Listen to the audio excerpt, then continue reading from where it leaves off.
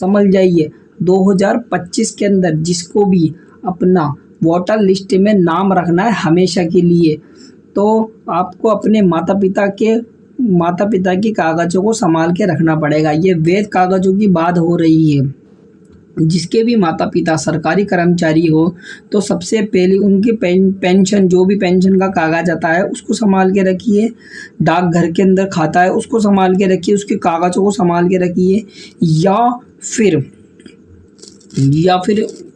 नगर निगम, नगर पालिका, नगर परिषद, जो भी किसी के भी ये वहाँ से कागज़ आता हो घर में, तो उस कागज़ को आप संभाल के रखिए। ये बहुत ही वैध कागज़ माना गया है, बहुत ही इम्पोर्टेंट माना गया है कागज़ों को। तो आप इन बातों का बड़े ही ध्यान से समझिए। आपको मैं स्क्रीनशॉट पे ये डाल के दे दूँगा जिससे आपको पता चल जाएगा और आप खुद पढ़ के अपने कागज़ों को संभाल के रख सकते हैं।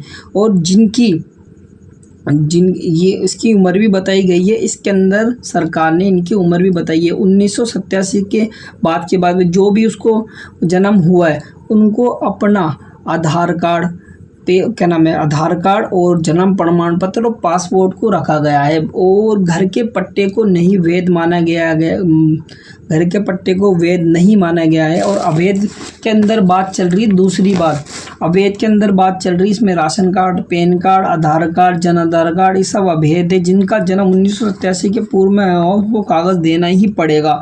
अगर 2000 की वोटर लिस्ट में उनका नाम है तो आपको कागज़ देने पड़ेंगे। जिनका जन्म 1987 से 2004 के बीच का है, अगर 1987 के बाद के 2004 के बीच का है तो उनको अपने माता पिता या फिर अपने पिता के नाम, या तो अपने माता पिता का नाम क्या कागज़ को देखना पड़ेगा, या फिर अपने घर के पिता का 2002 की वोटर लिस्ट में अपना नाम को देखना पड़ेगा। बस वो कागज़ आपको देने पड़ेंगे, केवल उनको ही कागज़ देना है, इसमें ये लिख रहा है। और जिसका जन्म 2004 के बाद, अगर जिसका जन्म 2004 के बाद हुआ तो उसको अपने पिता और माता के दोनों के कागज़ देने पड़ेंगे।